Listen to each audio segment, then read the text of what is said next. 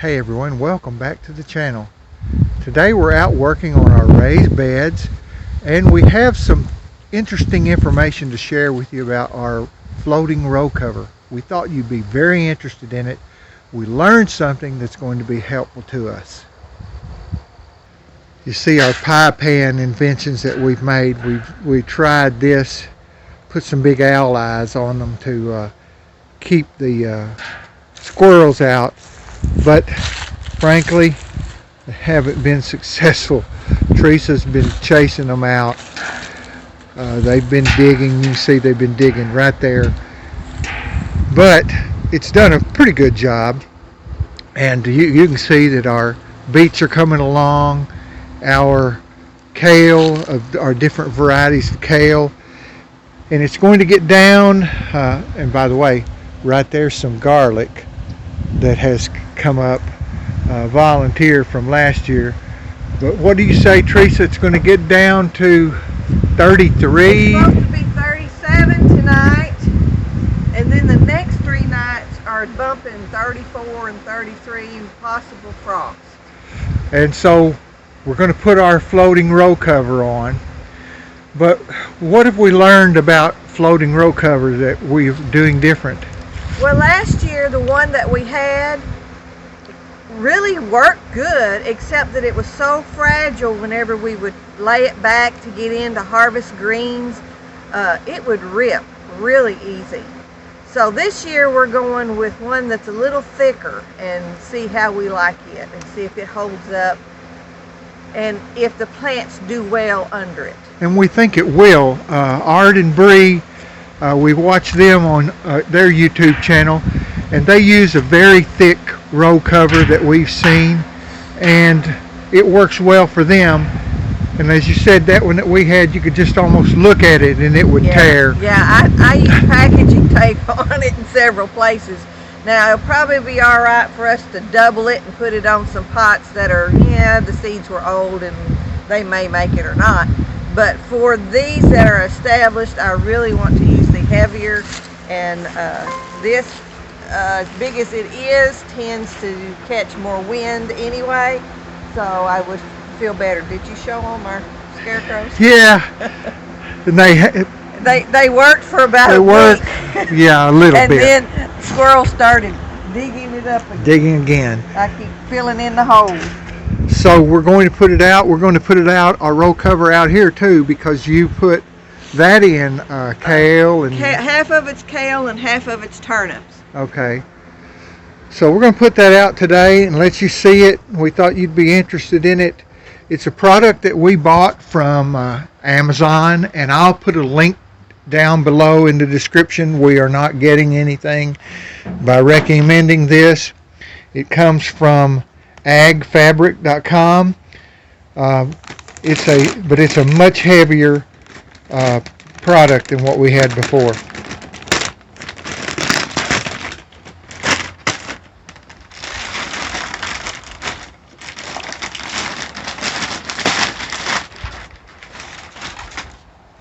I don't know what percent it is. I was wondering about the millage on it. Yeah, I can't remember. Oh look, this has grommets. Yes, it does. It's a little better. Oh yes, this is much better. It costs a lot more too. That is much better. But if it lasts several seasons, then it's worthwhile. It is. And the other one would work again, but as you said, it's so fragile. Oh, it was so filmy and thin, and this is a substantial. One, it keeps the frost off, and two, it allows the sun to go through. This one will keep the frost off because it's thicker. It'll serve more like a blanket to hold heat in a little better. Yes. Keep the squirrels out. Yes, and it'll keep the squirrels and any kind of insects out. And so that's a big plus too. It won't let as much sun through, but I really don't think that's going to be a problem because, as I said, I've seen other people on other channels using it, and they're using heavier fabric, and so we went with that this year. So we'll back up, put it on, let you see what it looks like.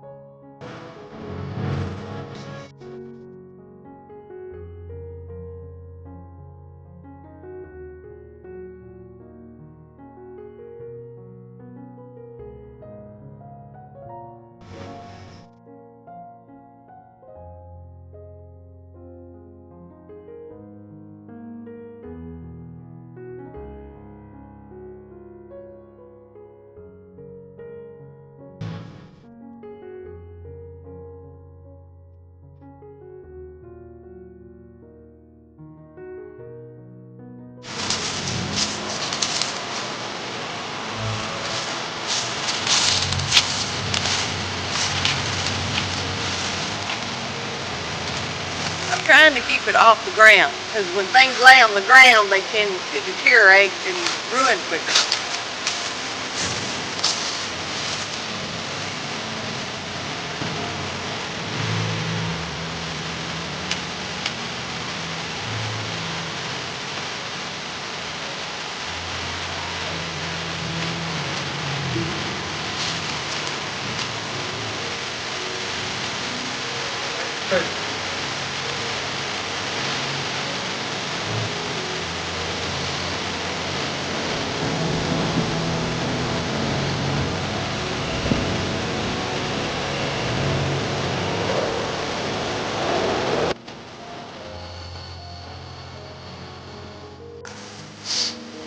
Last year we rolled the ends up this way, and it worked great. Just some clips. Of course, it was filmier, thinner fabric than this, but I think it'll still be great. Yeah, that's this one, but clips come in real handy. I need another big one.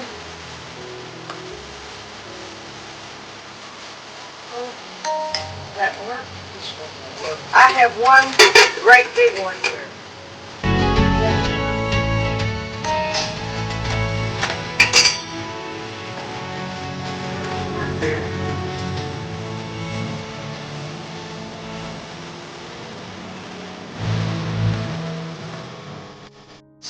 Main thing is to keep it relatively tight in case of high winds.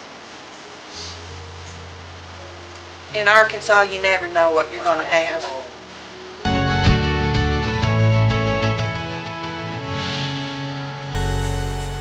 We could stand a big one of these size, medium size. Like this. There we go. I think it is good. This bed should be well protected in 30-degree weather. Last year we had really cold weather, and the lightweight one worked well for holding in the warmth, and everything grew great. It would just rip a lot. So I'm very tickled to have this. And we're going to do exactly the same thing right out here on our other bed. So you see what we've done here. Nice and clean, long, but much heavier than before. We're also going to take